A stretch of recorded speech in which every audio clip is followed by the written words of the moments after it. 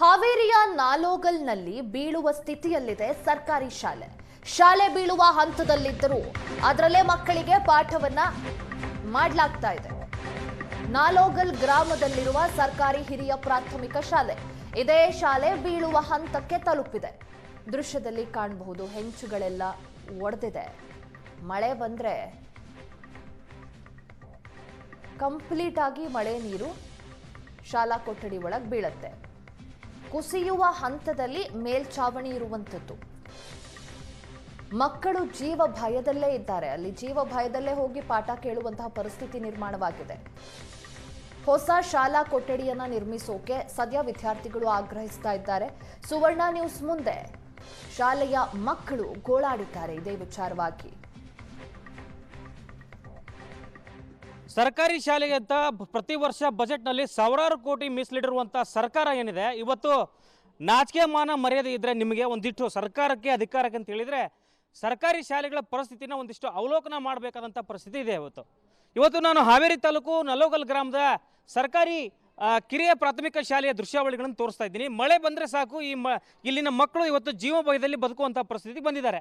ನಾನು ನಿಮಗೆ ದೃಶ್ಯದಲ್ಲಿ ತೋರಿಸ್ತಾ ಇದ್ದೀನಿ. ಹಂಚುಗಳೆಲ್ಲ ಒಡೆದೋಗಿರುವಂಥ ದೃಶ್ಯಾವಳಿಗಳನ್ನು ತೋರಿಸ್ತಾ ಇದ್ದೀನಿ. ಮೇಲ್ಛಾವಣಿ ಎಲ್ಲ ಕಿತ್ಕೊಂಡು ಹೋಗಿದೆ. ಇವತ್ತು ಸರ್ಕಾರ ಸಾವಿರಾರು ಕೋಟಿ ಬಜೆಟ್ನಲ್ಲಿ ಮೀಸಲಿಡುತ್ತೆ. ನೀವು ರಾಜಕಾರಣಿಗಳಿದ್ದೀರಲ್ಲಪ್ಪ, ಓಟ್ ಹಾಕ್ಸ್ಕೊಂಡು MLAಗಳಾದವರು, ಮಿನಿಸ್ಟರ್ ಆದವರು, ನಿಮ್ಮವೇ ಪ್ರೈವೇಟ್ ಸ್ಕೂಲ್ಗಳನ್ನು ಮಾಡ್ಕೊಂಡಿದ್ದೀರಲ್ಲ, ಸಾವಿರಾರು ಕೋಟಿ ವೆಚ್ಚದಲ್ಲಿ ಮೆಡಿಕಲ್ ಕಾಲೇಜುಗಳನ್ನು ಮಾಡ್ಕೊಂಡಿದ್ದೀರಲ್ಲ, ನಿಮ್ಮ ಒಂದಿಷ್ಟು ಕನಿಕರ, ನಿಮಗೊಂದಿಷ್ಟು ಮಾನವೀಯತೆ ಇದ್ದರೆ ಸರ್ಕಾರಿ ಶಾಲೆಗಳ ಬಗ್ಗೆನೂ ಕೂಡ ಒಂದಿಷ್ಟು ಯೋಚನೆ ಮಾಡಬೇಕಾದಂಥ ಅಗತ್ಯತೆ ಇಲ್ವಾ?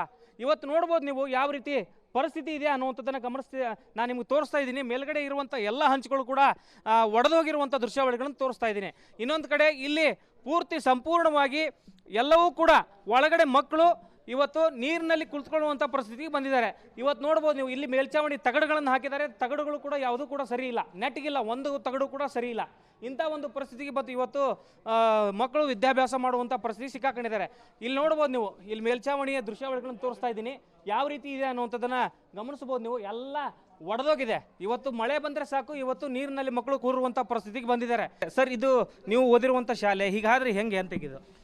ಸರ್, ಇಲ್ಲಿ ಪರಿಸ್ಥಿತಿ ನೋಡ್ಲಿಕ್ಕಾಗಿ ಅಂದ್ರೆ ಮಕ್ಕಳು ಶಾಲೆಗೆ ಹೆಂಗೆ ಕಳಿಸ್ಬೇಕು ಅಂತಕ್ಕಂಥ ಒಂದು ಸಮಸ್ಯೆ ಬಂದು ಒದಗಿದೆ. ಯಾಕಂದರೆ ಇಂದಿನ ದಿನಮಾನಗಳಲ್ಲಿ ಸರ್ಕಾರಿ ಶಾಲೆಗಳು ಎಲ್ಲ ಬಂದ್ ಆಗ್ತಾಯಿವೆ.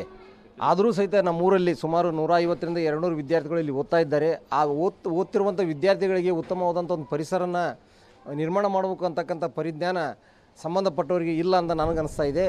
ಮುಂದಿನ ದಿನಮಾನಗಳಲ್ಲಿ ಈ ಮಳೆ ಹಿಂಗೆ ಸ್ಟಾರ್ಟ್ ಆಗಿದ್ದ ಕರೆ ಆತಂದಪ್ಪ ಅಂದ್ರೆ ಇಲ್ಲಿ ಮಕ್ಕಳು ಅಡ್ಡಾಡೋ ಟೈಮ್ನಾಗ ಮೇಲೆ ನೋಡಿದ್ರಿ, ನೀವು ಇಲ್ಲಿ ತನಕ ವೆರಿಫ ಮಾಡಿದಿರಿ, ಮೇಲಿಂದ ಒಂದೇ ಹಂಚು ಕೆಳಗೆ ಬಿತ್ತಪ್ಪ ಅಂದ್ರೆ ಮಕ್ಕಳು ಜೀವ ತೆತ್ತಬೇಕಾಗತ್ತೆ. ಅಂಥ ಪರಿಸ್ಥಿತಿ ನಿರ್ಮಾಣ ಆಗಿದೆ. ದಯವಿಟ್ಟು ಸಂಬಂಧಪಟ್ಟವರು ಇದಕ್ಕೆ ಗಮನ ಕೊಡಬೇಕಾಗಿ ನಾನು ವಿನಂತಿ.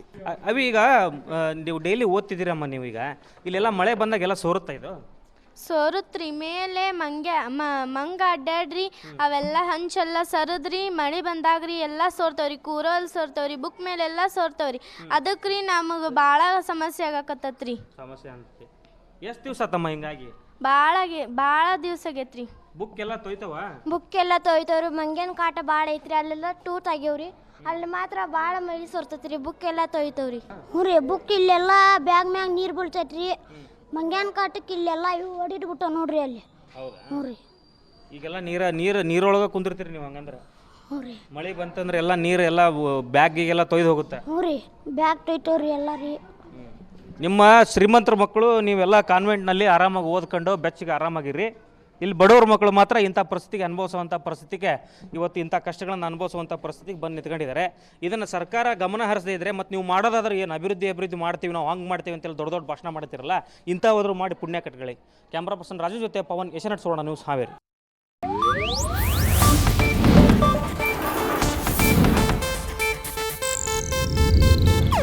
ಇದು ಏಷ್ಯಾನೆಟ್ ನ್ಯೂಸ್ ನೆಟ್ವರ್ಕ್ ಪ್ರಸ್ತುತಿ.